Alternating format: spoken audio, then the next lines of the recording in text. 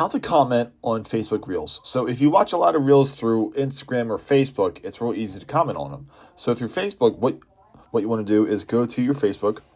Now, you may have a Reels option at the bottom part of your screen or maybe the top of your screen, but what you can do is go to the menu area at the top right, at the bottom right-hand corner here, and then just go find your section where it says Reels. So I'm just going to pause that. So we can go through and go ahead and find the reel that you want to comment on.